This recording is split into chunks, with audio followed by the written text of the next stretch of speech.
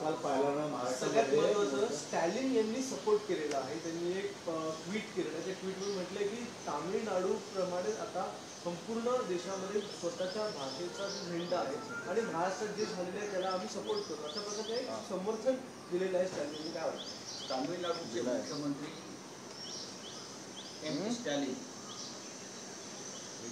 यांनी कालच्या उद्धव ठाकरे आणि राज ठाकरे यांच्या विजय मेळाव्यानंतर अख्ख्या देशात एक वातावरण निर्माण झालं की या महाराष्ट्रामध्ये ठिणगी पडली, हिंदी सक्तीविरुद्ध ठिणगी पडली. आणि त्या ठिणगीचा वणवा काल मला पेटताना दिसला अनेक राज्यामध्ये. अनेक राज्याच्या मुख्यमंत्र्यांनी, तिकडल्या नेत्यांनी उद्धव ठाकरे यांच्याशी संवाद साधला, अनेक माध्यमातून त्यांचं अभिनंदन केलं की महाराष्ट्रानं ही जी भूमिका घेतलेली आहे त्या भूमिकेचं आम्ही स्वागत करतो. आणि काल आपण राज ठाकरे आणि उद्धव ठाकरे यांच्या विजय मेळाव्यानंतर आम्हाला सुद्धा या केंद्राच्या सक्तीविरुद्ध लढण्याचं बळ मिळालेलं आहे आणि आम्ही लढत राहू. हे काल स्टॅलिन साहेबांनी पण सांगितलं आहे. इतर सुद्धा राज्यातून अशा प्रकारचे संदेश आलेले आहेत आमच्याकडे. आणि महाराष्ट्रानं ही लढाई जी केली काल, जे गेल्या काही दिवस, ही महाराष्ट्राच्या जनतेच्या बळावरती. कालचं चित्र आपण पाहिलं असेल वरळीला, की जणू महाराष्ट्र एकवटला होता मुंबईमध्ये. आणि ते त्याच ताकदीवरती ही हिंदी सक्तीची लढाई दोन ठाकरे बंधूंनी आणि इतर सर्व आमच्या मित्र पक्षांच्या एकजुटीनं आम्ही जिंकली. त्याचं कौतुक देशाने केलं. दक्षिणेतल्या राज्यामध्ये अनेक वर्षापासून ही लढाई सुरू आहे या सक्तीविरुद्ध.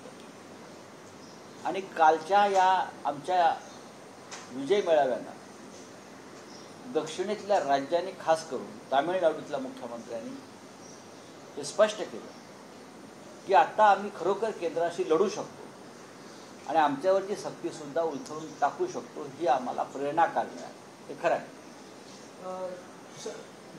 ज्या ज्या लोकांना कालच्या भाषणानंतर, कालच्या विजय मेळाव्यानंतर विचारलं गेलं सत्तेतल्या महायुतीच्या नेत्यांना, त्यांनी असं विश्लेषण केलं की राज ठाकरे हे न राजकारण करता हिंदीच्या आणि मराठीच्या मुद्द्याला धरून त्यांनी भाषण केलं. उद्धव ठाकरे मात्र राज ठाकरेंनी सांगितलेलं असताना देखील की राजकारण आणायचं नाही आणि पूर्णतः राजकीय भाषण केलं. अशा प्रकारे महायुतीतल्या अनेक नेत्यांनी कालच्या मेळाव्यात, महायुतीतले नेते काय बोलतात त्याच्यावरती कालच्या मेळाव्यात यश अपयश ठरत नाही.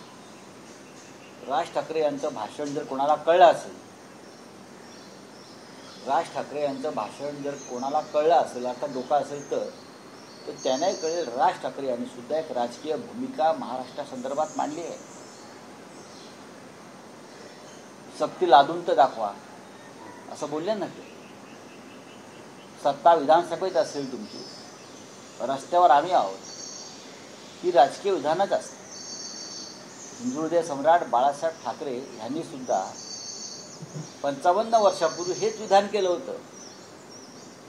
एअर इंडियाच्या डायरेक्टरला त्यांनी आपल्या निवासस्थानी बोलवून सांगितलं होतं नोकर भरती संदर्भात. जेव्हा ते म्हटला की आम्ही भूमिपुत्रांना, मराठी माणसांना घेणार नाही, तेव्हा बाळासाहेबांचा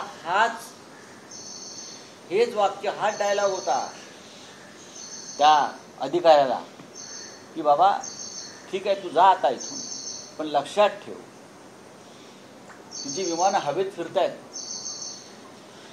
तुझी हवेत सत्ता असेल, पण मुंबईचे रस्ते आमचे आहेत ते विसरू नका. तुम्हाला या रस्त्यावरनं फिरायचं आहे. हे काय नॉन पॉलिटिकल विधान नव्हतं, हे पॉलिटिकल विधान. पण महायुतीच्या नेत्यांच्या डोक्यामध्ये ही सडकी बटाटे भरलेले आहेत. त्यांना ते गोंधळलेले आहेत कालच्या विजय मेळाव्यानंतर.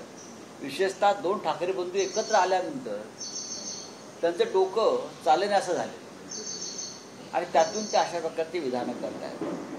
ठाकरेंना काय बोलावं सांगावं लागत नाही. मग उद्धव ठाकरे असतील, राज ठाकरे असतील, त्याआधी बाळासाहेब ठाकरे, प्रफुल्ल ठाकरे, फार मोठी परंपरा आहे. लेखणी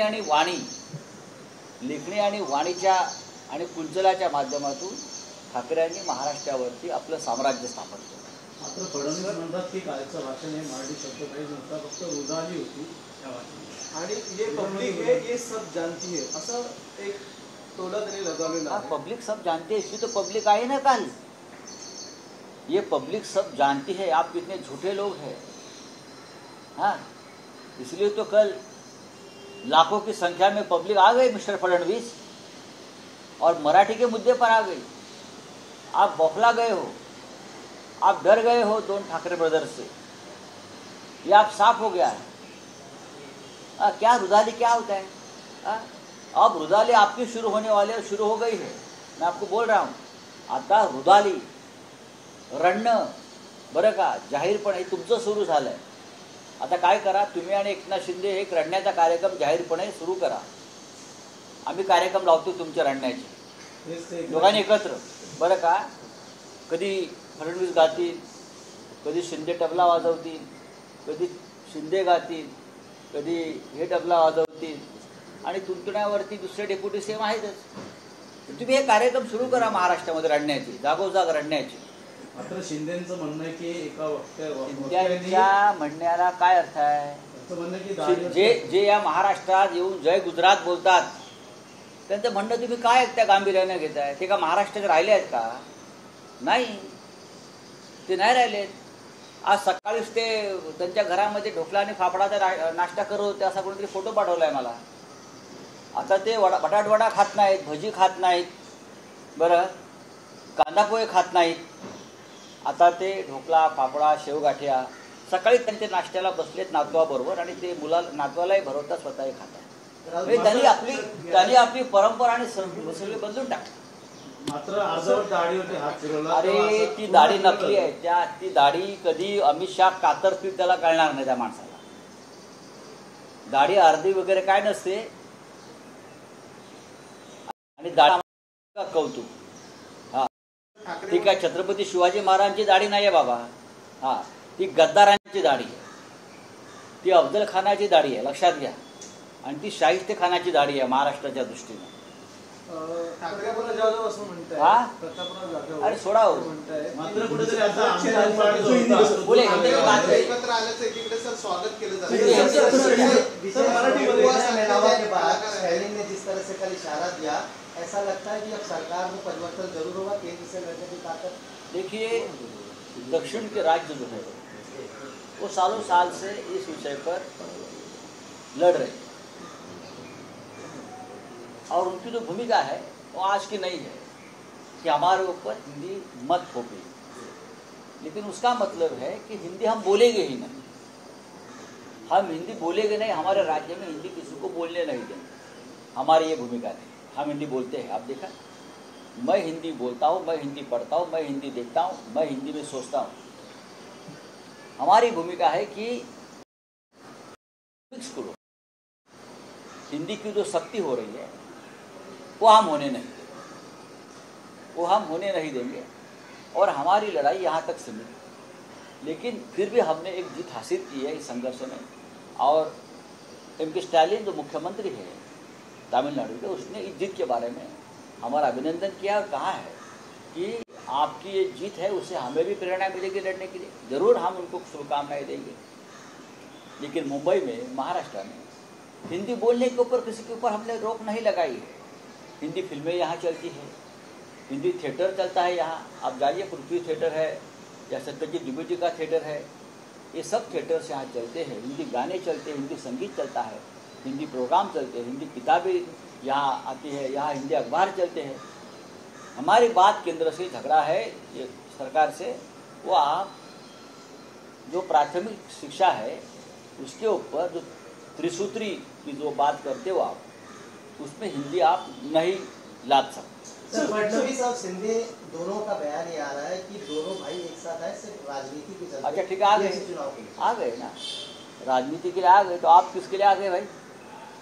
एकनाथ शिंदे, देवेंद्र फडणवीस, आप एक साथ किसके लिए आ गए हैं? हाँ, सोशल वर्क करने के लिए आए हैं या आपकी संपत्ति जो बनाई है वो बांटने के लिए आए हैं? अशोक चव्हाण, सुनील तटकरे, प्रफुल्ल पटेल, एकनाथ शिंदे, अजित पवार, देवेंद्र फडणवीस, ये एक साथ क्यों आए हैं? मुझे बताइए, ऐसा कौन सा महान विचार लेकर आप आए हैं? जी हाँ, अगर आप कहते हैं कि राजनीति के लिए आए, तो हम समझ लीजिए हम राजनीति के लिए आए हैं, और ये राजनीति महाराष्ट्र में मराठी हित के लिए है। राहुल गांधी जी ने बड़ा ट्वीट किया है, राहुल गांधी जी ने बड़ा ट्वीट किया है, कहा है कि बिहार में कल एक बिजनेसमैन की दिन दहाड़े हत्या की गई। कहा गया कि बीजेपी और जो नीतीश कुमार है अब बिहार को एक क्राइम कैपिटल बना रहे हैं, क्योंकि दिन दहाड़े जो है एक बिजनेसमैन की दिन दहाड़े मौत की गई है। सरकार किसकी है वहाँ? नीतीश कुमार और बीजेपी की सरकार है। और मैं देखता हूँ बिहार में आजकल पटना के आसपास इस प्रकार की हत्याएं, फिरौती, अपहरण के जो अपराध है बढ़ गए हैं। तो ये बात राहुल गांधी जी ने सही कही। सर,